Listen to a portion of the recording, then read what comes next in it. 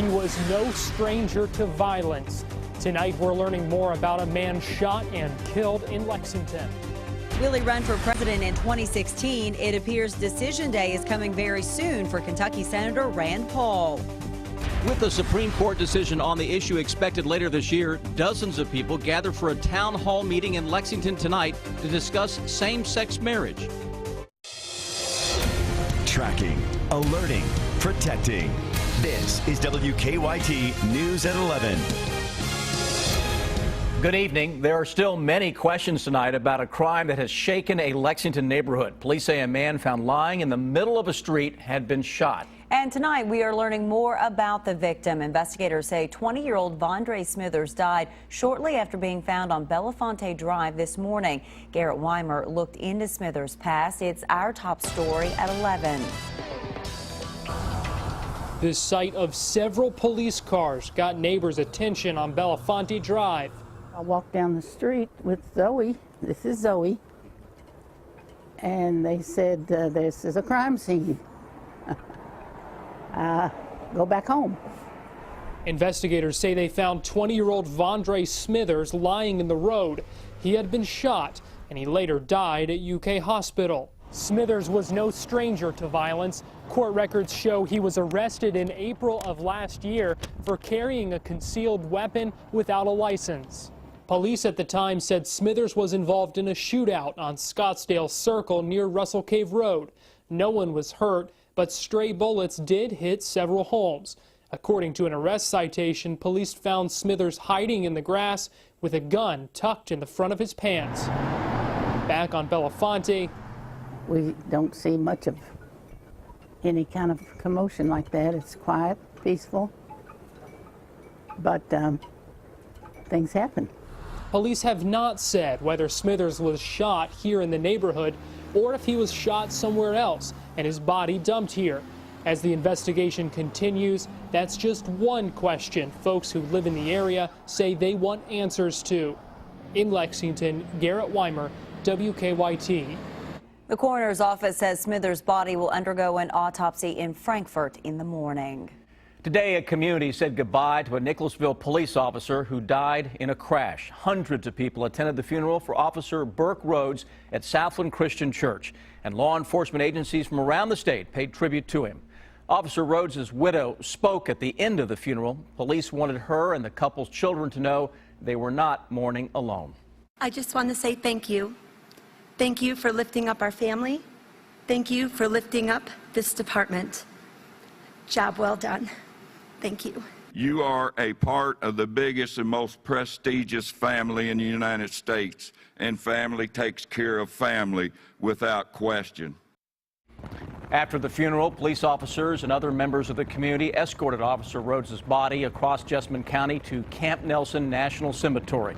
This is video from Sky First as the procession traveled south on US 27. It also went through downtown Nicholasville and right past the Nicholasville Police Department. Many people lined the streets to salute the officer as the procession went by.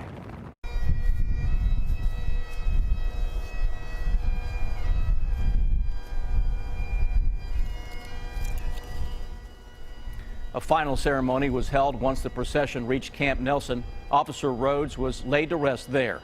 He was an 8-year veteran of the Nicholasville Police Department. He also served on the Honor Guard, the same one that stood at attention during his burial. In lieu of flowers, his family asked that donations be made to the Fallen Officers Fund. Kentucky Senator Rand Paul has set a date to announce if he'll be running for president next year. His advisors say they are preparing to launch a White House bid April 7th. His team has booked an event at the Galt House Hotel in Louisville for that day. Senator Paul's supporters have already received invitations to it. One advisor said Senator Paul could still decide not to run, but at this point that is not expected to happen. After the event, advisors say the Republican is expected to visit early nominating states like Iowa and New Hampshire. The Secret Service said tonight an envelope addressed to the White House tentatively tested positive for cyanide. The letter showed up at an off-site mail screening facility yesterday. The Secret Service says the letter has been taken to another facility for more tests. The agency says it's still investigating where that letter came from. That taste of spring was nice while it lasted, but now some much colder air has moved right back in. Meteorologist Jim Caldwell has an early look at the forecast. Hey, Jim. And Sam, it's not cooler, it is, you're right, colder air tonight, as we likely see below freezing during the early morning hours. We're already in the low 40s out there currently. Check it out with our temperature map. You can see Lexington at 41 degrees. You look up the road to Covington, they're already down to 40. One of the coolest spots you're going to find on our map, but still, the chill is real. And it's hanging out with us tonight and through the overnight hours. Let's track it into the area as it gets even worse. By 7 o'clock tomorrow morning, upper 20s, low 30s are already breaking out. During the daytime hours tomorrow, it doesn't get a whole lot better. We're still below average. Normal high this year is 56, or for this point of the year is 56. We're at 48 degrees for afternoon readings. A big-time chill hanging out with us. Defender is all calm tonight, so we're not tracking any showers to go along with the chill, but we will soon. Nothing spring-like this week, though. Temps will drop below freezing tonight, maybe another time or two in our entire 7-day forecast. But before spring even gets here, at least twice, we're tracking that flake potential, and we run below average all the way through your Friday. We'll take a closer look at all of this coming up in just a few minutes. Should same-sex couples here in Kentucky be allowed to marry? It's a controversial question that will soon be heard in front of the U.S. Supreme Court. But tonight, a town hall meeting was held in Lexington to discuss the issue. Among those there, some of the couples who went to court hoping to overturn Kentucky's same-sex marriage ban. Monique Blair has the story new at 11. The most important thing is we're not that different than any other family. We just happen to be two men, raising our family together. Greg Burke and Michael DeLeon were among nearly 100 people tonight who are pushing for the Supreme Court to overturn state provisions that define marriage as between a man and a woman. Everybody deserves the same right to love and to be with who they want to be with. Love has no gender. We're a family. Greg and I, we've been together 33 years. Now Burke and DeLeon are legally married, federally speaking, and if the Supreme Court rules in favor of same-sex marriage, that's when they could be legally married here in Kentucky. The couple was married in Canada several years ago, but Kentucky's law doesn't treat them as a married couple. Our tax withholdings, with our employers, the federal, we can check off married, and, but the state we cannot. The court is expected to hand down an opinion by June of this year, and if it rules in favor of Burke and DeLeon, to them, it doesn't only mean a tax break. The birth certificates for the children changed to reflect their true parentage, with us as their parents, because, in Kentucky, only one of us could be on the birth certificate. In Lexington, Monique Blair, WKYT. Kentucky is one of 13 states where same-sex marriage is not allowed by law. If you live in Lexington, you'll soon pay more for your sewer bill. Tonight, the Urban County Council voted to raise sewer rates the next 2 years. According to our news partners at the Herald Leader, a household using an average of 4,000 gallons a month would see a nearly $3 a month increase in July. And it would go up again, nearly $3 in July of 2016. City leaders say the rate increase will help pay for sewer and stormwater system upgrades. Well, the Cats now know who they'll be playing Thursday night in the NCAA tournament. Hampton and Manhattan play tonight to see who would move on to face UK. Brian Milam joins us now with those results. Hi, Brian. Yeah, no more wondering who Kentucky's first-round opponent will be, and the opponent will not have a Kentucky angle. Steve Masiello's Manhattan Jaspers falling tonight. The Cats will meet the Hampton Pirates of the MEAC. Hampton beating Manhattan 74-64. The Jaspers never led in the game and could never get past a 4-point deficit. Now, the fun part of tonight's game came after the game when Hampton coach Edward Joyner was asked how tough it will be to beat the Cats. And coming up in sports, he gives a classic answer from the big man upstairs. That is coming up in about 15 minutes. All right, that is some tease there, Brian. Thank you. If you are heading to Thursday night's game at the Yum Center, listen up. Some streets and parking lots in downtown Louisville are still closed because of flooding. Louisville police say the 3rd Street ramp off I-64 will be open, but they do recommend taking the Story Avenue exit and following Main Street into downtown. They say you can also take the 9th Street exit because police will have extra crews there for traffic control. They say allow yourself plenty of time to get to the game and even carpool if possible.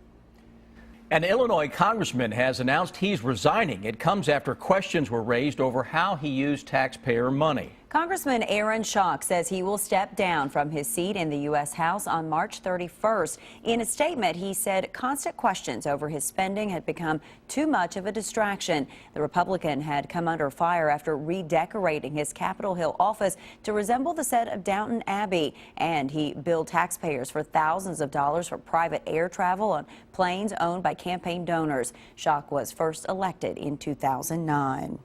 A fraternity at Penn State University has been suspended. Police say that some members of Kappa Delta Rho used a secret Facebook page to post pictures of nude women online. Investigators don't think the women knew the pictures were being taken. They appeared to be asleep or passed out. Police say a victim discovered it after a fraternity member accidentally remained logged into Facebook. The fraternity has been suspended for a year, and police plan to file charges. Tonight, a Bell County magistrate faces 18 drug and theft charges. Police say they arrested 50-year-old Ricky Gooden this afternoon. It came after police served a search warrant at Gooden's business, County Gun and Pawn Incorporated. Police say he sold everything from pain medications to meth out of the pawn shop. Police say the arrest was the result of a 7-month investigation. They also seized guns and $5,000 from the business. Gooden didn't want to talk today from jail. A man accused of stealing thousands of dollars worth of bourbon was back in court today. The Franklin County Sheriff's Office arrested Gilbert Curtsinger last week. Investigators say they found 5 barrels of bourbon stolen from Wild Turkey Distillery in a storage shed near his home. Curtsinger was supposed to have a preliminary hearing today, but it was delayed because his attorney asked for more time to review information in the case. The sheriff says this investigation continues. Obviously, he made some very poor decisions. And I think all that, I think he realizes that, and at the end of the day, I think justice will be served in this case. The sheriff is not ruling out the possibility that this case could be connected to a 2013 theft of Pappy Van Winkle bourbon. Tonight, Kraft Foods announced it's recalling more than 240,000 cases of its boxed macaroni and cheese. Kraft says that 8 people have found pieces of metal in the boxes, but so far no one has been injured.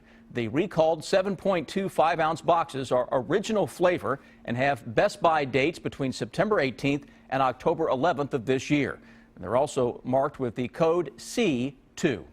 Wolf Creek Dam has marked a milestone following repairs to fix leaks. The Army Corps of Engineers says managers of the dam are now spilling water. It's the first time that's happened in more than 11 years. Managers say water will likely be spilled at the dam for about a week. Crews spent years repairing leaks, and they had to keep Lake Cumberland's water level lower during all that time. Britain's Prince Charles and his wife Camilla have arrived in the United States for a visit. The royal couple landed at Andrews Air Force Base outside Washington, D.C. tonight. They then attended a reception at the British ambassador's home. The couple will visit cultural and educational sites in Washington over the next 3 days. And then on Friday, they'll travel to Louisville to visit some charities and attend a reception at Churchill Downs. Welcome to Kentucky. Well, the Prince